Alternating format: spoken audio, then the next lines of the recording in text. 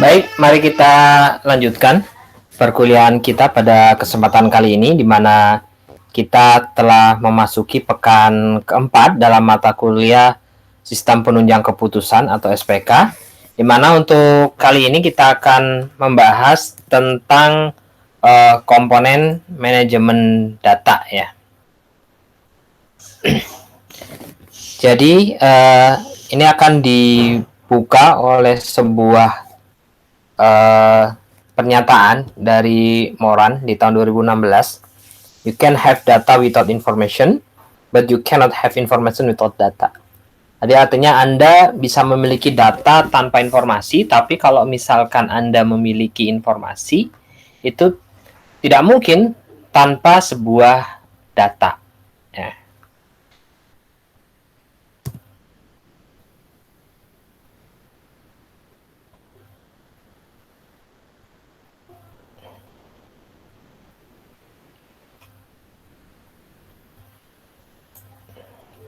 Oke, mohon maaf, saya lanjutkan.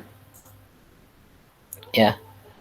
Kemudian di kesempatan kali ini kita akan sedikit membahas ya betapa kemudian pentingnya data dan atau informasi itu di dalam proses pengambilan keputusan. Ya. Nah, pembahasan kita kali ini akan diawali dengan membedakan antara data dan informasi. Ya. Jadi, data versus informasi. Data dan informasi itu dibedakan bukan menurut bentuknya. Jadi, perbedaan data dan informasi terletak dari sudut pandang si pengguna. Sebagai contoh, kita ada data 1 sampai 200 ya. Ya. Angka 1 sampai 200 itu pasti memiliki bentuk yang sama kan ya. Angka 1 bentuknya garis lurus, angka 2 kemudian angka 0, angka 0. Ya. Namun, ya, sudut pandang seseorang itu akan memberikan atau menjadikan arti dan juga makna yang berbeda dari angka-angka yang ada gitu. Nah, inilah yang membedakan antara data dan informasi, bukan dilihat dari bentuknya, tapi dilihat dari sudut pandang penggunanya. Nah, angka di atas mungkin sebagian orang tidak berarti apa-apa atau meaningless.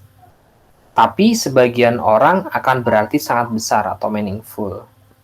Dan mungkin juga ya akan mempengaruhi orang tersebut di dalam melakukan sebuah tindakan besar atau keputusan yang ia buat. Nah,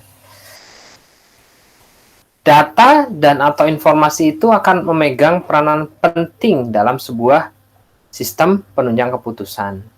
Nah, langkah awal dari sebuah pemodelan sistem penunjang keputusan membutuhkan sebuah nilai yang sifatnya objektif atau yang memiliki tingkat rasionalitas dan responsibilitas yang baik atau yang dapat dipercaya. Nah, nilai tersebut itu tidak akan mungkin tersajikan tanpa sumber pada data dan atau informasi yang valid. Oleh karena itu, maka komponen data itu menjadi komponen wajib yang harus ada di dalam sebuah sistem penunjang keputusan atau secara luasnya harus ada dalam proses pembuatan keputusan. Ya, kita lihat lagi statement di awal bahwa Anda bisa saja memiliki data tanpa informasi ya. Tapi kalau Anda memiliki informasi tanpa data itu sesuatu yang tidak mungkin. Jadi informasi itu terbentuk dari data-data yang sifatnya valid.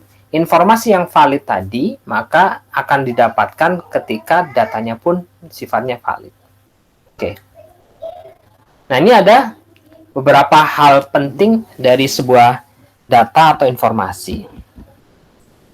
Jadi ada beberapa hal yang harus diperhatikan sehingga nilai sebuah data dan atau informasi itu menjadi nilai yang berguna. Berguna untuk siapa? Ya khususnya bagi pengambil keputusan atau bagi si pembuat keputusan. Oke. Pertama, data dan atau informasi dalam sebuah kurun waktu tertentu atau timelines akan lebih berguna jika dibandingkan dengan data dan atau informasi yang hanya satu saja atau single data. Ya.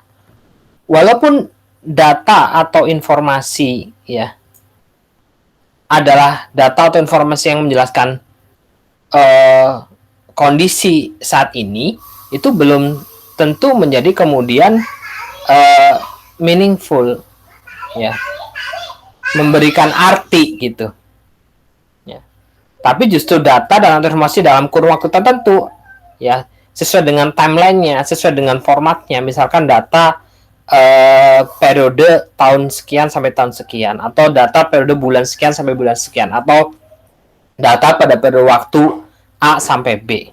Ya.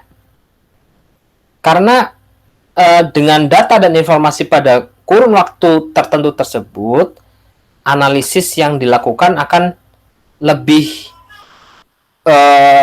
nyata gitu. Bahkan analisis yang sifatnya statistik, dia akan ambil data dan informasi dalam kurun waktu tertentu. Contohnya misalkan forecasting ya, atau regresi dan lain sebagainya.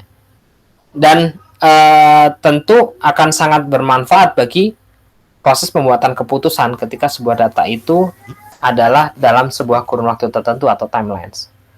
Yang kedua, adanya aspek ketercukupan data atau informasi. Ya. Atau dalam bahasa Inggrisnya sufficiency. Ya.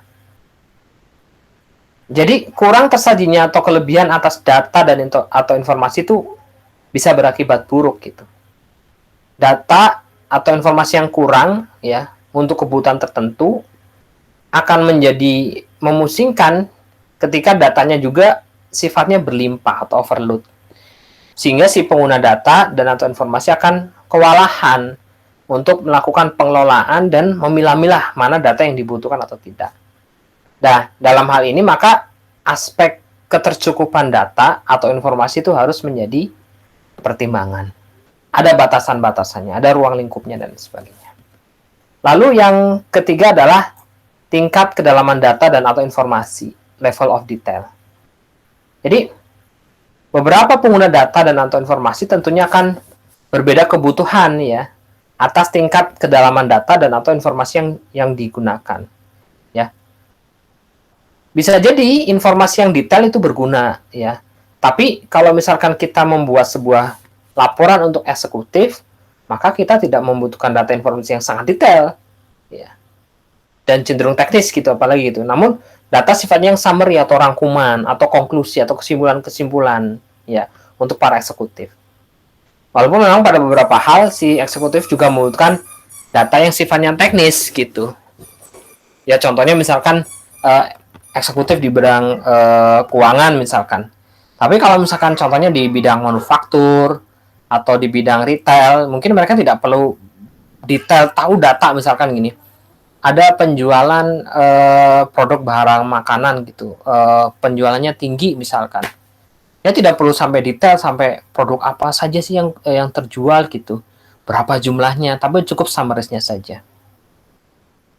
Ya.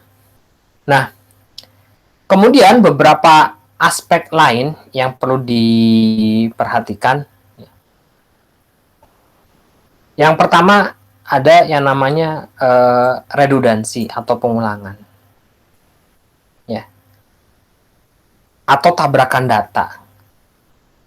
Jadi kalau terjadi redundansi data itu bisa mengakibatkan data atau informasi memiliki nilai yang berbeda, ya. Adanya tabrakan. Contoh misalkan kita salah menempatkan data tersebut sehingga terjadi data double. Contoh misalkan kita sudah memasukkan data penjualan misalkan. Penjualan taro misalkan. Salah satu. Di bulan ini ada 20. Kemudian ada data lagi taro.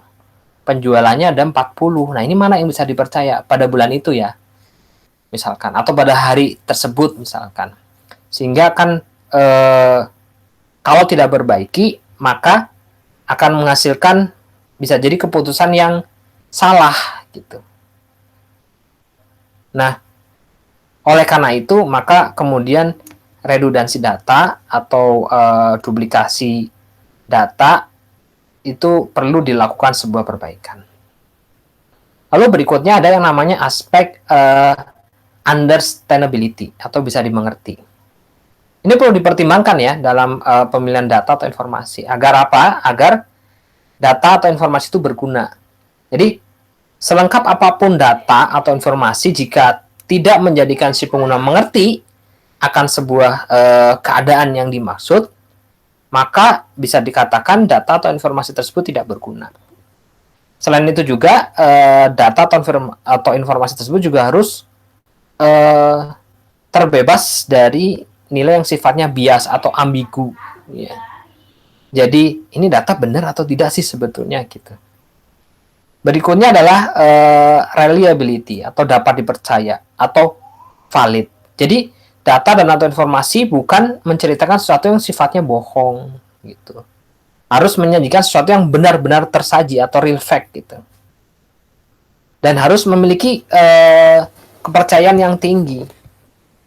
Sehingga aspek ini ya, aspek reliability ini kemudian sangat dibutuhkan dalam ketika kita menyajikan sebuah data atau informasi. Lalu ada namanya decision relevance atau kesejalanan. Jadi sebuah data dan atau informasi harus sejalan dengan kebutuhan pengguna. Ya. Dengan kata lain, proses membuat atau menyajikan data dan atau informasi harus memiliki tujuan tertentu dalam rangka melakukan berbagai tindakan atas kebutuhan. Nah, jika data dan informasi tidak sesuai atau sejalan dengan tujuan tersebut, maka kemudian data atau informasi yang dibuat itu tidak akan berguna. Lalu berikutnya ada cost efficiency. Ya.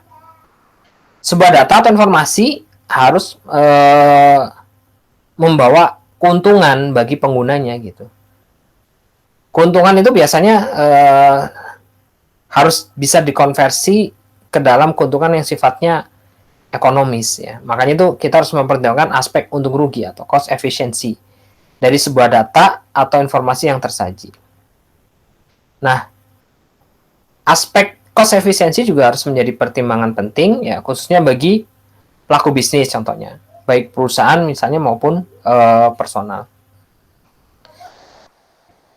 Lebih lanjut ya, sebuah data dan atau informasi harus memiliki nilai yang jelas ya. Jadi dia harus quantifiability-nya ada. Dan harus dipenuhi dalam proses penyajian sebuah data.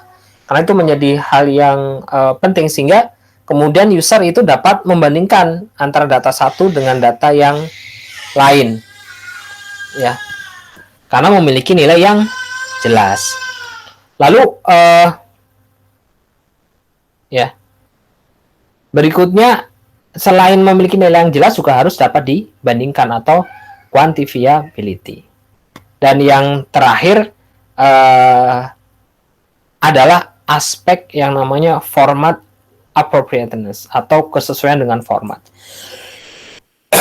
Jadi banyak sekali laporan akan data dan atau informasi itu dituntut untuk tersaji dalam format tertentu, misalkan dari bentuknya grafik kah, bentuknya seperti apakah gitu. Nah, format ini ada karena kebutuhan si penggunanya sendiri ya. Sehingga sebetulnya maunya seperti apa si pengguna, sehingga harus memiliki kesesuaian dengan format. Oke, itu adalah beberapa aspek atau hal penting sebuah data dan atau informasi. Kita lanjutkan dengan data history ya. Jadi tanpa disadari data dan atau informasi setiap saat akan bertambah terus ya. Jadi sebuah perusahaan itu semenjak dia berdiri sampai saat ini itu berharap data dan atau informasi itu akan bertambah gitu. Ya. Yaitu data di mana transaksi itu terjadi, kemudian datanya disimpan di dalam sistem, kemudian data tersebut atau data transaksi tersebut tersedia untuk kebutuhan pembuatan keputusan. Nah, Dari data history ini, si sistem penunjang keputusan itu harus mampu mengakomodir perkembangan data ya dan atau informasi yang bertambah setiap saat. Bahkan data dan informasi yang baik itu bukan hanya data atau informasi yang ada sekarang saja, tapi data atau informasi yang sebelum-sebelumnya juga akan kemudian membantu memodelkan ya dari data atau informasi tersebut sehingga menyebabkan analisis yang akurat dan kemudian dari analisis yang akurat itu sangat berguna untuk membuat sebuah keputusan. Ya. Jadi kalau dilihat di gambar ya, bukan hanya data saat ini saja atau data transaksi yang terjadi ya. Namun sebuah data atau informasi harus memiliki nilai sejarah atau historis ya. Dari mulai aktivitas tersebut ada sampai saat ini gitu. Yang kemudian berguna bagi pembuatan keputusan. Nah, bahkan seharusnya sebuah perusahaan misalkan akan lebih cerdas setiap saatnya dalam menentukan sesuatu karena setiap saatnya pula data dan atau informasinya itu bertambah. Ya. Nah, ini adalah salah satu gambaran ya perkembangan data dan informasi secara eksponensial ya. Jadi saat ini perkembangannya meningkat drastis gitu. Data informasi terus berkembang dan bertambah ya. Dimana kemudian sistem pembuat keputusan ya atau mungkin juga manusia dan perusahaan di dalamnya itu harus mampu memanfaatkan perkembangan data ini gitu. Ya. Untuk apa ya? Untuk menjadi sebuah nilai yang berguna, khususnya menjadi dasar di dalam ketika kita membuat sebuah keputusan. Ya, bahkan harusnya jadi sebuah perusahaan yang menggunakan sistem pengembangan keputusan siap menghadapi pertumbuhan data dan atau informasi. Maka kemudian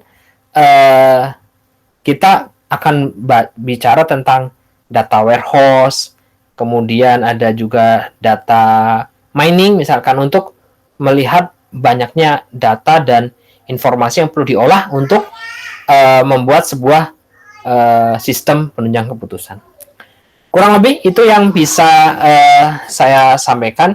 Jadi pertemuan berikutnya kita akan membahas tentang komponen manajemen model.